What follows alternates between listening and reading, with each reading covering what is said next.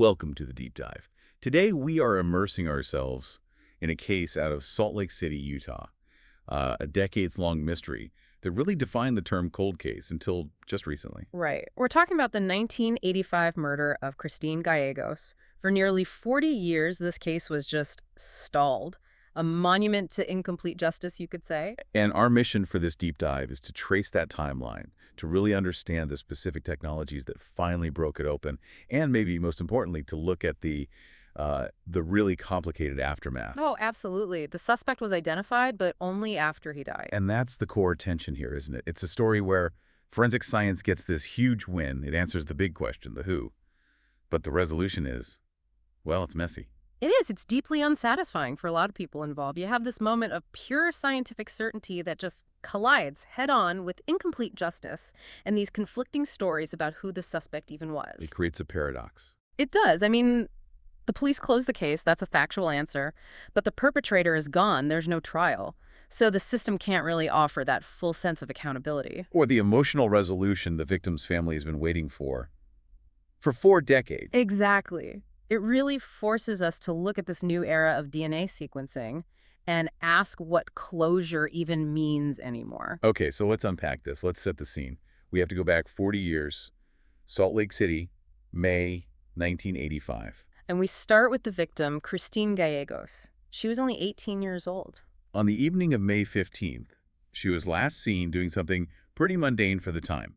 She was hitchhiking to get downtown for her job. A normal thing to do in that era, but it led to this tragedy. Her body was found the very next morning, May 16th. By a driver, just a random person passing through a residential area. Yeah, near 1384 South Jefferson Street. For anyone who knows the city today, that's the ballpark neighborhood right near where the baseball field is now. The details from the scene, they paint this harrowing picture of what happened. It was horrific. I mean, Christine had been beaten, she was raped, stabbed, and ultimately shot twice in the head. Brutal. But what investigators really keyed in on right away was the evidence of resistance. She was clearly, desperately fighting for her life. There's a quote from Detective Cordon Parks, who worked on the case later on, that really drives home just how violent that struggle was. Yes. He noted the trail of evidence she left. Had Christine left a, quote, blood trail up to the gutter of Jefferson Street. Wow. That level of struggle, it suggests the attack was probably sudden, violent, maybe opportunistic, given she was hitchhiking. And yet, despite all this physical evidence, biological material included, the trail just went cold.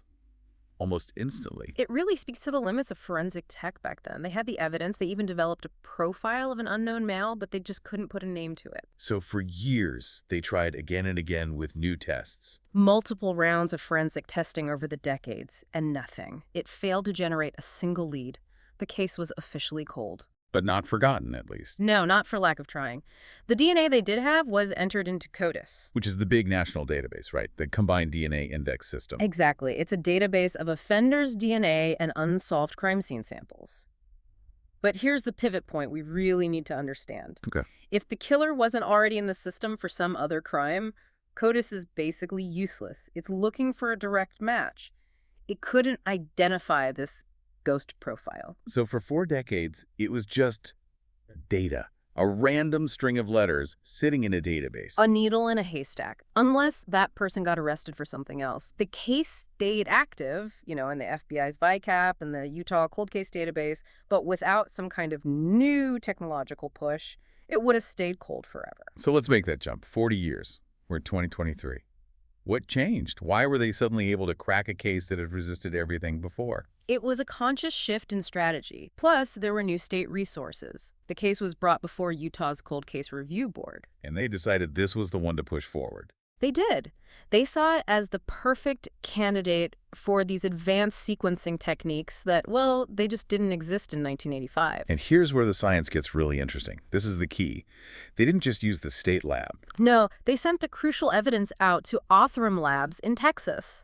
They specialize in something called forensic genetic genealogy. Investigative genetic genealogy, or IgG. That's the one. And this is the science that changes everything.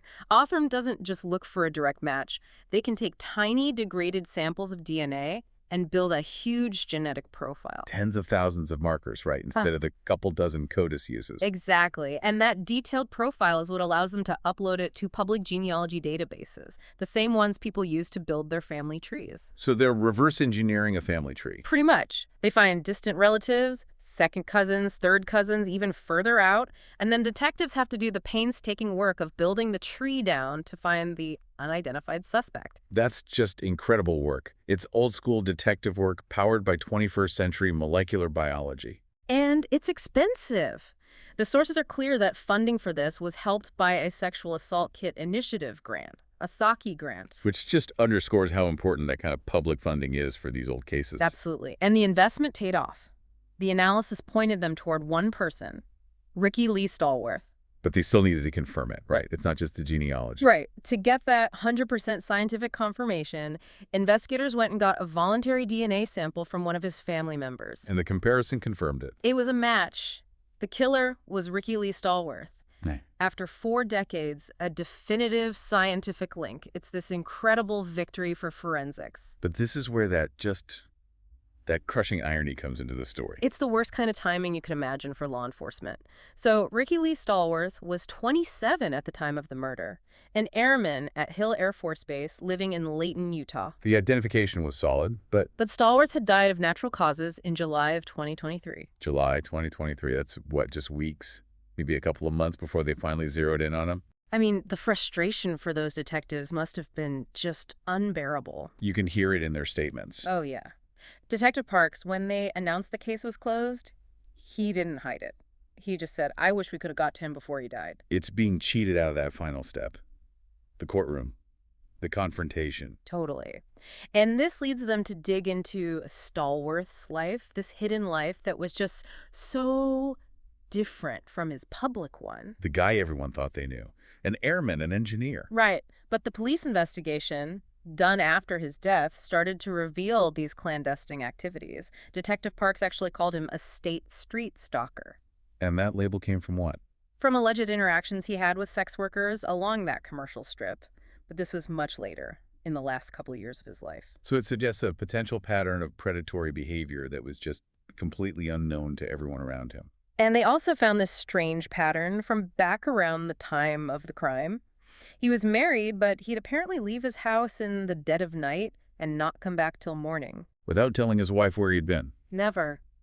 This kind of segmented life is, it's often a hallmark of someone leading a double life. He was married 5 times, had 3 kids, held down respectable jobs. Though he was hiding this dark side. Potentially, yeah.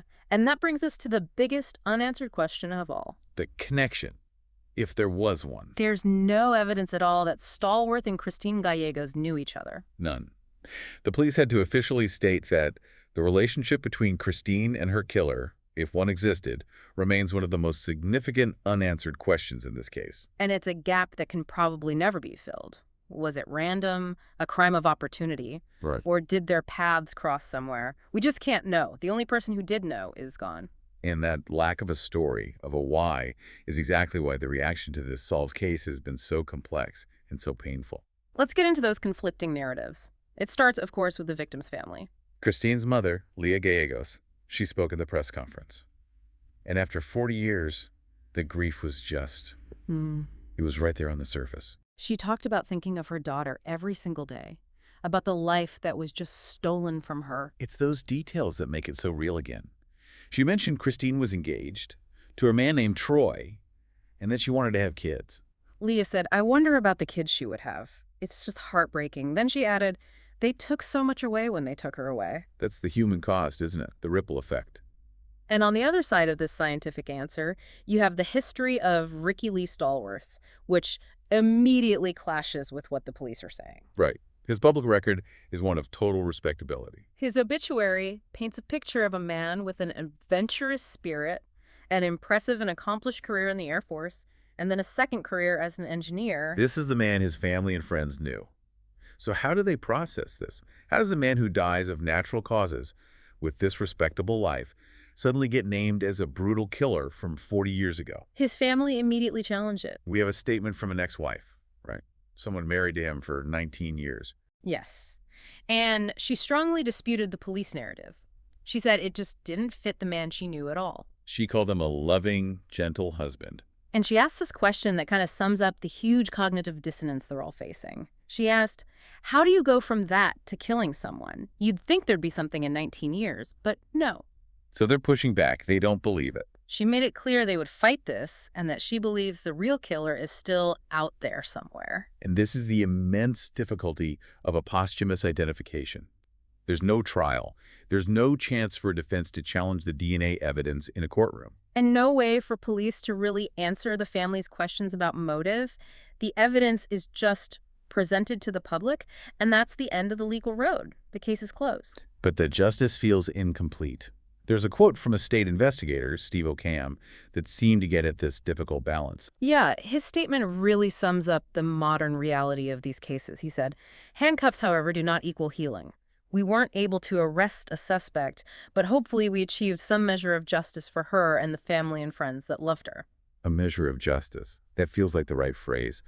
They have the truth of the who, but not the healing that comes from seeing a person held accountable in court. Exactly. This case is just a perfect encapsulation of the power of IgG. It can cut through decades of silence and give you scientific certainty. But it also exposes the limits of resolution when that certainty arrives too late for the legal system to do its job. The identity is found, but the accountability is forever cut short. And it leaves both families, the victims and the suspects, just wrestling with this unresolved emotional reality. This has been a fascinating and incredibly sobering deep dive. We've covered a 40-year timeline, the power of this new sequencing technology, and that tragic irony of the suspect dying just before he could face a trial. The DNA answered the scientific question, but it left all the human questions, the why, just hanging in the air.